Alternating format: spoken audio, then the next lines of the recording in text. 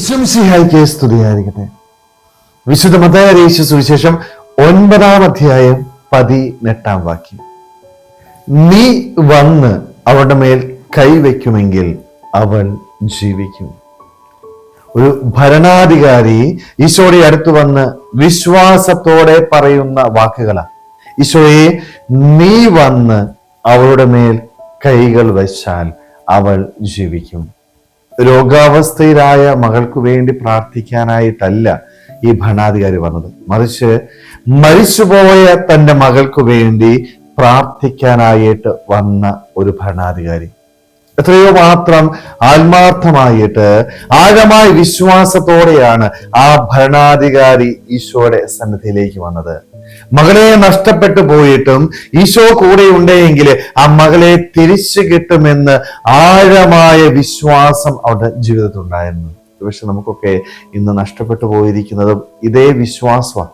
നമ്മളൊക്കെ പല കാര്യങ്ങൾക്ക് വേണ്ടി പ്രാർത്ഥിക്കാറുണ്ടല്ലേ, പക്ഷെ ആ പ്രാർത്ഥനയില് എത്രമാത്രം വിശ്വാസമുണ്ട് എന്ന് മനസ്സിലാക്കാനായിട്ട്, ചിന്തിക്കാനായിട്ട് നമുക്ക് സാധിക്കണം. പലപ്പോഴും ആവശ്യങ്ങൾ നിറവേറ്റാതെ വരുമ്പോൾ ദൈവസന്നിധിയിൽ ഒത്തിരിയേറെ പ്രാർത്ഥിച്ചിട്ടും ജീവിതത്തിൽ പരാജയങ്ങൾ ഉണ്ടാകുമ്പോൾ തമ്പുരാനെ തള്ളിപ്പറഞ്ഞ് കടന്നു പോകുന്ന വ്യക്തികളായിട്ട് നമ്മൾ മാറുന്നുണ്ട്. എന്നാലേ കൃത്യമായിട്ട് എൻ്റെ ഈശോ എന്നോട് പറയുക, മോനെ, നീ പരാജയപ്പെട്ടാലും നിന്റെ ജീവിതത്തില് നിനക്ക് നിരാശയുണ്ടെങ്കിലും നീ വിശ്വാസത്തോടെ എൻ്റെ സന്നിധിയിലേക്ക് കടന്നു വന്നാൽ നിനക്ക് അസാധ്യമായ കാര്യങ്ങള് എന്നിലുള്ള വിശ്വാസത്താല് നിനക്ക് നേടിയെടുക്കാനായിട്ട് സാധിക്കും. ഭരണാധികാരിക്ക് ഈ ഒരു വിശ്വാസം ഉണ്ടായിരുന്നല്ലേ.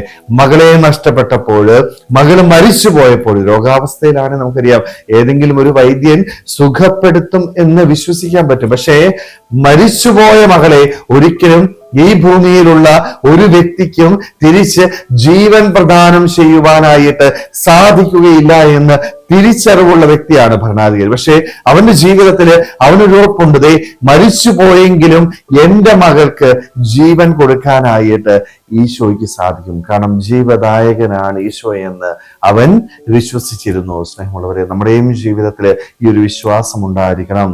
മനുഷ്യർക്ക് അസാധ്യമായത് ഒരുപക്ഷെ ഒരിക്കലും കേട്ടുകേൾവി പോലും ഇല്ലാത്ത കാര്യങ്ങൾക്കും ദൈവസന്നിധിയില് വിശ്വാസത്തോടെ നീ കടന്നു വന്ന് പ്രാർത്ഥിച്ചാല് ആ പ്രാർത്ഥനയ്ക്ക് നിന്റെ ദൈവം ഉത്തരം നൽകും. കാരണം ദൈവത്തിന് അസാധ്യമായിട്ട് ഒന്നുമില്ല. സ്നേഹമുള്ളവരെ, അതുകൊണ്ട് തമ്പുരാന്റെ സന്നിധിയിൽ ഈ ഭരണാധികാരിയെ പോലെ ആഴമായ വിശ്വാസത്തോടെ നമുക്ക് കടന്നു വരാം. ജീവിതത്തില് ഒരിക്കലും സംഭവിക്കുകയില്ല എന്ന് മറ്റുള്ളവർ പറഞ്ഞാലും ദൈവത്തിന് അടിയുറച്ച് വിശ്വസിച്ചുകൊണ്ട് ദൈവത്തിന് എല്ലാം സാധ്യമാണ് എന്നുള്ള ഉറച്ച ബോധ്യം നമ്മുടെ മനസ്സിൽ പറഞ്ഞു പഠിപ്പിക്കാനായിട്ട്, അവിടെ അടിയുറച്ച് വിശ്വസിച്ചുകൊണ്ട് ദൈവസന്നിധിയിൽ വന്ന് നമ്മുടെ ആവശ്യങ്ങള് സന്തോഷത്തോടു കൂടി ഏറ്റുപറയുവാനായിട്ട്, അവനോട് ചേർന്നിരുന്നുകൊണ്ട് ആ വിശ്വാസത്തിൽ അടിയുറച്ച് നിന്നുകൊണ്ട് ജീവിതത്തിൽ മുന്നോട്ട് പോകുവാനായിട്ട് നമുക്ക് ഓരോരുത്തർക്കും ആത്മാർത്ഥമായിട്ട് ആഗ്രഹിക്കാൻ ശ്രമിക്കാം. ദൈവം നമ്മളെല്ലാവരെയും സുഖമായിട്ട് അനുഗ്രഹിക്കട്ടെ. ആമേൻ.